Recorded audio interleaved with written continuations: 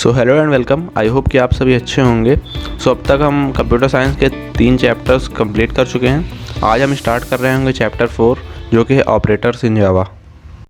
Start करते हैं। सबसे पहले समझते हैं कि ऑपरेटर्स क्या होते हैं। Operators are symbols which are used in expression to perform arithmetic और लॉजिकल ऑपरेशंस। जैसे मैथ के क्वेश्चंस में आपने देखा होगा जो सिंबल होते हैं प्लस माइनस मल्टीप्लाई, इन सबको ऑपरेटर्स कहते हैं। सेम हम लोग जावा में भी यूज करते हैं।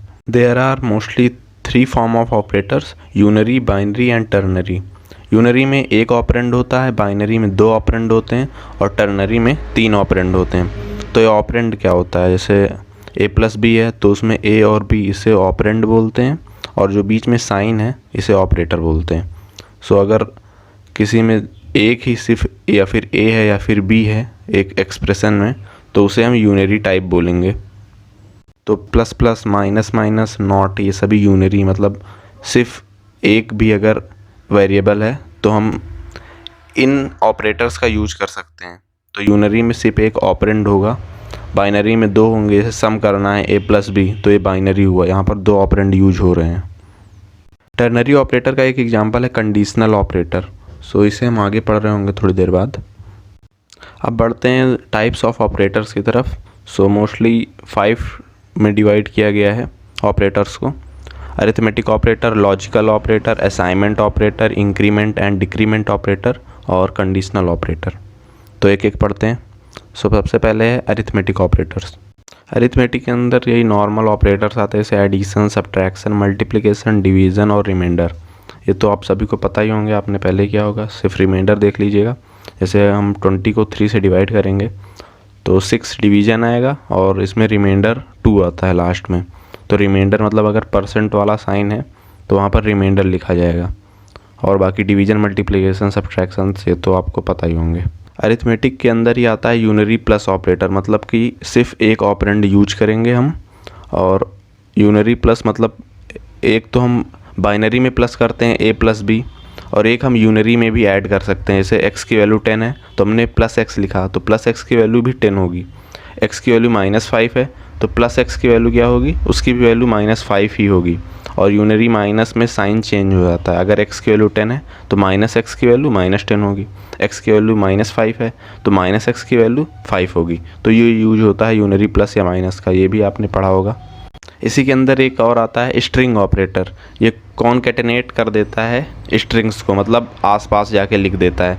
अगर आपने 1 + 3 किया तो 4 आएगा आंसर, लेकिन अगर आपने 1 और 3 को डबल कोट्स में लिख दिया तो इसको 13 प्रिंट हो जाएगा। 1 + 3 को आसपास लिख दिया जाएगा 1 3, ऐड नहीं किया जाएगा क्योंकि इसमें डबल कोट्स लगे हुए हैं। नेक्स्ट है हमारा रिलेशनल ऑपरेटर। ये रिलेशनशिप डिटरमाइन करता है 2 ऑपरेंड्स के बीच में, और ये हमेशा ट्रू या फॉल्स में रिटर्न करता है वैल्यू। जैसे a ग्रेटर देन b, तो अगर a ग्रेटर देन b है तो आंसर आ जाएगा ट्रू।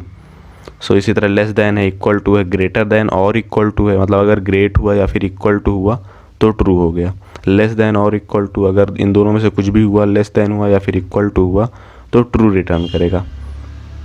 एक एग्जांपल देख लेते हैं। जैसे x की वैल्यू 10 है, y की वैल्यू 5 है, तो x ग्रेटर देन y, इसका आंसर क्या होगा, मतलब x की वैल्यू ज़्यादा है तो इसका आंसर ट्रू हो जाएगा। नेक्स्ट हमारा आता है लॉजिकल ऑपरेटर।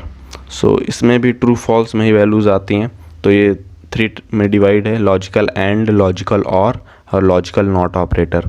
तो लॉजिकल एंड ये एक बाइनरी ऑपरेटर है, 2 कंडीशन या एक्सप्रेशन को कंबाइन करता है। जैसे 2 कंडीशन है, अगर दोनों कंडीशन ट्रू हुई तो इसका आंसर ट्रू आ जाएगा। अगर एक भी फॉल्स हो गई तो आंसर फॉल्स, और अगर दोनों फॉल्स हैं तब तो फॉल्स आएगा ही। इसका सिंटेक्स देख लीजिए। एक कंडीशन होगी, फिर डबल एंड के साइन होंगे, फिर दूसरी कंडीशन होगी, और दोनों कंडीशन अगर सही हैं तो यहाँ पर ये ट्रू आ जाएगा। जैसे 5 greater than 3 and 6 greater than 3, तो इसमें दोनों कंडीशन सही हैं तो ये ट्रू हो जाएगा। अगर एक भी फॉल्स हो गई तो फॉल्स हो जाएगा। दूसरा है लॉजिकल और ऑपरेटर। और का मतलब दोनों में से, 2 कंडीशन में से अगर एक भी सही है तो ट्रू रिटर्न करेगा। ये बाइनरी ऑपरेटर है और ये भी 2 कंडीशंस को कंबाइन करता है। सेम जैसे लॉजिकल एंड था, बस इसमें डिफरेंस क्या है कि अगर एक भी कंडीशन ट्रू हो गई तो आंसर ट्रू आ जाएगा। तीसरा है लॉजिकल नॉट ऑपरेटर। ये यूनरी ऑपरेटर है, मतलब इसमें सिर्फ एक ऑपरेंड होगा। इसका सिंटैक्स यही है, सबसे पहले नॉट का साइन रहेगा, उसके बाद एक ऑपरेंड रहेगा। जैसे नॉट 20 ग्रेटर देन 40, तो 20 ग्रेटर देन 40 नहीं है लेकिन नॉट लगा है ना, तो ये आंसर को रिवर्स कर देगा। जैसे ट्रू आना होगा तो फॉल्स कर देगा, और अगर फॉल्स रहेगी तो ट्रू कर देगा। नेक्स्ट है हमारा असाइनमेंट ऑपरेटर। ये किसी एक्सप्रेशन की वैल्यू को कहीं पर असाइन करना हो तो हम असाइनमेंट ऑपरेटर का यूज करते हैं। जैसे ए की वैल्यू मतलब ए में 5 आ जाए तो ए इक्वल टू 5, एक इक्वल लगाएंगे तो उसे असाइनमेंट ऑपरेटर करते हैं। अगर डबल इक्वल लगाया तो उसे रिलेशनल ऑपरेटर बोलते हैं, जो कि हमने पहले पढ़ा था, इक्वल टू। तो इसमें डिफरेंस देख लीजिए कि असाइनमेंट ऑपरेटर और रिलेशनल ऑपरेटर में डिफरेंस क्या है जब इक्वल टू लगाएंगे। तो अगर एक इक्वल टू ऑपरेटर है तो उसे असाइनमेंट ऑपरेटर बोलते हैं, मतलब इसकी वैल्यू इसमें ट्रांसफ़र हो गई। और अगर हमने डबल इक्वल लगा दिया तो वहाँ पर इक्वलिटी चेक करी जाएगी कि दोनों इक्वल हैं या नहीं। अगर हमने एक इक्वल का साइन लगाया तो उसकी वैल्यू इसमें ट्रांसफ़र हो जाए। जैसे मार्क्स इक्वल टू 65, तो मार्क्स में 65 ट्रांसफ़र हो गए। अगर हमने लिखा मार्क्स उसके आगे डबल इक्वल 65 यानी इक्वलिटी चेक करेगा, तो यहाँ पर ट्रू या फॉल्स रिटर्न होगा कि मार्क्स में 65 है या नहीं। ये चेक कर रहा है, असाइन नहीं कर रहा है, तो वो असाइनमेंट ऑपरेटर है, वो रिलेशनल ऑपरेटर है। इसी के अंदर एक होता है शॉर्ट हैंड असाइनमेंट ऑपरेटर, मतलब इसको थोड़ा शॉर्ट में कैसे लिख सकते हैं। इसे हमने लिखा है x equal to x plus 2, इसको हम लिख सकते हैं x प्लस इक्वल टू 2। दोनों का काम एक ही होगा, 2 से वैल्यू बढ़ा देगा। जैसे हमने लिखा y equal to y into 2, इसको हम लिख सकते हैं y into is equal to 2। ये काम दोनों सेम ही करेगा। और इसके एडवांटेजेस क्या हैं कि टाइपिंग का टाइम बच जाता है, और शॉर्ट हैंड अगर आपने यूज किया है तो ये इफ़िशिएंट कोड की कैटेगरी में आता है। नेक्स्ट है हमारा increment and decrement operator. So some time you will be required to increase value of variable by 1, मतलब कभी कभी अगर 1 से वैल्यू इंक्रीज़ करनी तो आप कैसे लिखेंगे, a equal to a plus 1, या फिर कम करना है तो b equal to b minus 1। तो ये नॉर्मल वे है, ट्रेडिशनल वे है। लेकिन इंक्रीमेंट एंड डिक्रीमेंट ऑपरेटर का यूज करके हमको इतना लंबा नहीं लिखना पड़ेगा। हम a प्लस प्लस लिख सकते हैं तो इसकी वैल्यू बढ़ जाएगी, या फिर प्लस प्लस a। अब इसमें डिफरेंस क्या होता है, a प्लस प्लस या फिर प्लस प्लस a। तो ये पोस्ट फिक्स और प्रीफिक्स 2 टाइप्स में डिवाइड है। पोस्ट फिक्स का मतलब होता है पहले वैल्यू को यूज कर लो, उसके बाद उसकी वैल्यू 1 से बढ़ा दो। प्रीफिक्स का मतलब होता है पहले वैल्यू बढ़ाओ फिर उसका यूज करो। ये बेसिक डिफरेंस होता है, अभी आपको और अच्छे से क्लियर हो जाएगा। ये प्रोग्राम देखिए, जैसे इंट a इंट सम, फिर सम की वैल्यू a प्लस प्लस, फिर अब दोनों को प्रिंट कराएंगे तो डिफरेंस क्या आएगा, सम की वैल्यू 10 रहेगी और a की वैल्यू 11 रहेगी। क्योंकि जब sum equal to a plus plus किया गया तो a की वैल्यू पहले सम में ट्रांसफ़र हुई, उसके बाद a की वैल्यू बढ़ी, मतलब पोस्ट फिक्स a की वैल्यू बाद में बढ़ी, इसलिए सम के अंदर 10 हुआ। लेकिन अगर अभी दूसरा प्रोग्राम आप देखिए, इसमें सम equal two plus plus a है, मतलब a की वैल्यू पहले बढ़ाई गई फिर सम में ट्रांसफ़र हुई, तो दोनों की वैल्यू इक्वल आ रही 11 11। यही बेसिक डिफरेंस होता है कि पहले बढ़ाओ फिर यूज करो, या फिर पहले यूज करो फिर बढ़ाओ। जैसी आपकी ज़रूरत हो वैसे आप इसको कर सकते हैं। और प्रीफिक्स और पोस्ट फिक्स के रिलेटेड आपने क्वेश्चंस किए होंगे क्लास 9th में, तो ज़्यादा ज़रूरत भी नहीं इतना समझाने की। नेक्स्ट है हमारा कंडीशनल ऑपरेटर, और ये टर्नरी ऑपरेटर है। सो इसमें क्या होता है, इसमें बुलियन एक्सप्रेशन होता है लॉजिकल, उसके बाद एक क्वेश्चन मार्क होता है, फिर 2 एक्सप्रेशंस होते हैं, उनके बीच में कोलन लगा होता है। तो अगर सबसे पहला वाला बुलियन एक्सप्रेशन अगर ट्रू है तो पहला एक्सप्रेशन एग्जीक्यूट होता है, और अगर बुलियन एक्सप्रेशन रॉन्ग है तो दूसरा वाला एक्सप्रेशन एग्जीक्यूट होता है। सो इसका एग्जांपल देख लीजिए, जैसे मैक्स इक्वल टू, फिर ये बुलियन एक्सप्रेशन है a ग्रेटर देन b, उसके बाद एक क्वेश्चन मार्क लगा है, उसके बाद a कोलन b। सो अगर a ग्रेटर देन b है, मतलब ये अगर ट्रू हो जाता है तो मैक्स में a की वैल्यू ट्रांसफ़र हो जाएगी। अगर a greater than b false हो जाता है तो मैक्स में b की वैल्यू ट्रांसफ़र हो जाएगी। ये इसका एक बेसिक एग्जांपल था। नेक्स्ट है हमारा new operator. So it is use to allocate memory for object. Object के लिए मेमोरी एलोकेट करना होता है, तो इसे प्रोग्राम के बाद में जब मेन फंक्शन हम लिखते हैं उसमें लिखते हैं। तो इसका सिंटैक्स क्या है, सबसे पहले क्लास का नेम लिखा जाएगा, उसके आगे ऑब्जेक्ट का नेम, फिर नेक्स्ट लाइन में ऑब्जेक्ट का name equal to new class name, वहाँ पर ये सिंटैक्स ख़त्म होता है। इसको इस तरह भी लिख सकते हैं, class name object name equal to new class name. So जैसे आपके पास एक क्लास है हेलो नाम की, तो आप किस तरह न्यू ऑपरेटर का यूज करके ऑब्जेक्ट के लिए मेमोरी एलोकेट कर सकते हैं। हेलो ओबीजे, फिर नेक्स्ट लाइन में OBJ equal to new hello, उसके बाद ब्रैकेट रहेगा। इसको आप ऐसे भी लिख सकते हैं hello OBJ equal to new hello. इतनी लाइन आप लिखेंगे तो एक नया ऑब्जेक्ट बन जाएगा जिसमें वो सारी चीज़ें रहेंगी जो सारे ऑब्जेक्ट में रहेंगी, बस सबकी वैल्यू डिफरेंट रहेंगी। तो ऐसे हम 3 ऑब्जेक्ट बना सकते हैं सिर्फ एक सेम चीज़ के, hello OBJ equal to new hello, hello OBJ 2 equal to new hello, hello OBJ 3 equal to new hello. तो इसमें 3 ऑब्जेक्ट बन जाएंगे, तीनों के अंदर सेम चीज़ें रहेंगी बट वैल्यू डिफरेंट रहेंगी। जैसे मान लो आप एक स्टूडेंट के लिए प्रोग्राम बना रहे हैं कि स्कूल के लिए, उसमें सारे स्टूडेंट रहेंगे तो सबके पास different name, roll number, marks, बाकी बेसिक चीज़ें तो सेम रहेंगी ना। सबका नेम होगा, सबका रोल नंबर होगा, सबका मार्क्स होगा, तो हमको डिफरेंट ऑब्जेक्ट की ज़रूरत होगी ना। जैसे एक स्टूडेंट का होगा, उसके बाद दूसरे स्टूडेंट का होगा, तीसरे स्टूडेंट का होगा, लेकिन सबके अंदर वैल्यू डिफरेंट होंगी बट नेम और क्लास, रोल, मार्क्स ये चीज़ें तो सेम रहेंगी, ये चीज़ें कॉमन रहेंगी और सब में वैल्यू डिफरेंट रहेंगी। तो हम डिफरेंट ऑब्जेक्ट बना सकते हैं, सारे ऑब्जेक्ट में डिफरेंट चीज़ें स्टोर होंगी, सबकी अपनी यूनिक डिटेल्स स्टोर होंगी।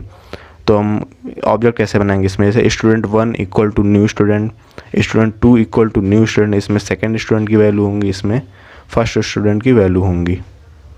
आगे जब हम लोग प्रोग्राम बना रहे होंगे तो ये और ज़्यादा क्लियर समझ में आएगा। नेक्स्ट है हमारा dot operator. So dot operator is use to access member variable and methods. So dot operator का यूज करके हम कहीं पर भी जो प्रीवियस कोड में कहीं पर हम वेरिएबल या फिर मेथड बनाए होंगे उसको हम एक्सेस कर सकते हैं।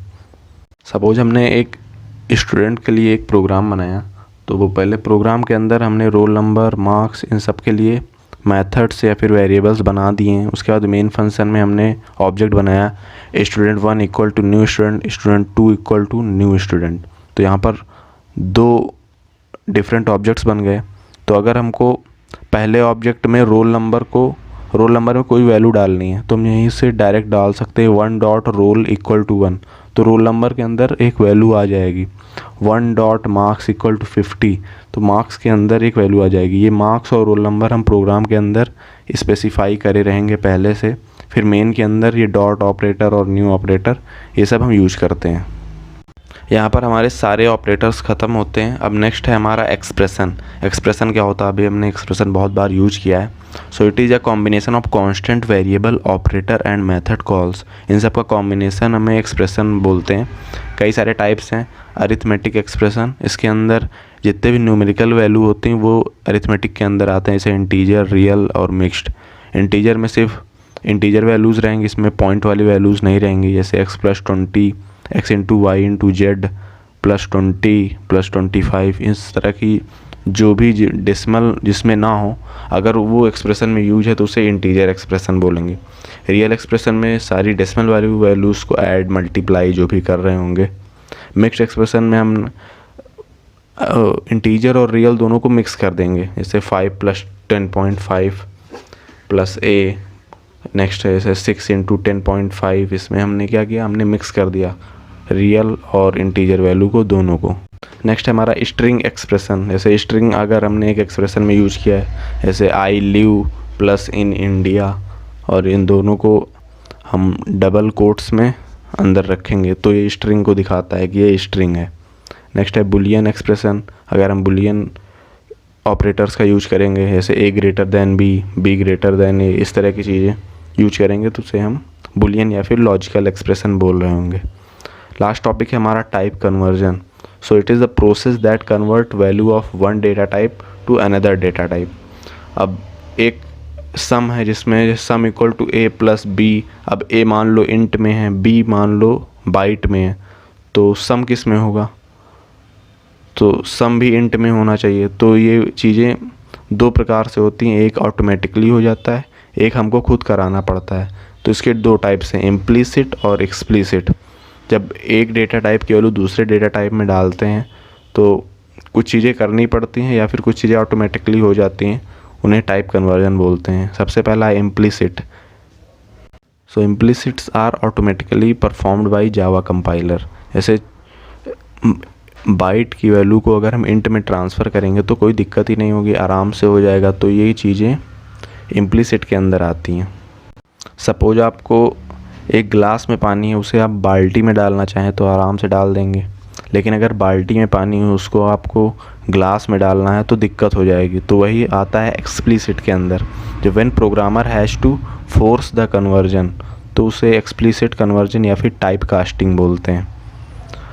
सो यहाँ पर एग्जांपल देख लीजिए, जैसे डबल ए इक्वल टू 10.5, ए के अंदर एक डबल वैल्यू है, ये वैल्यू है 10.5। और नेक्स्ट लाइन में हमने क्या किया, इंट बी इक्वल टू ए, तो ए की वैल्यू हमने बी में डाली, लेकिन बी तो इंट में है और इसमें पॉइंट वैल्यू है, तो यहाँ पर ये एरर आ जाएगी, ये होगा नहीं, क्योंकि आपने डबल की वैल्यू बी इंट में डालने की कोशिश करी है। लेकिन अगर आप चाहते हैं कि ये चीज़ हो, यही हो, तो आपको फोर्सफुली करना पड़ेगा। आपको double A equal to 10.5, next line में int B equal to int A, int को ब्रैकेट में रखना है, जहाँ पर कन्वर्जन कर रहे हो वहाँ पर ब्रैकेट में आप उसका डेटा टाइप लिख देंगे तो ये प्रोग्राम अपने आप फिर कर देगा, बस आपको इतना लिखना पड़ेगा। लेकिन इसका उल्टा करना हो तो वो आसानी से कन्वर्ट हो जाता है ऑटोमेटिकली, उसे इम्प्लिसिट बोलते हैं।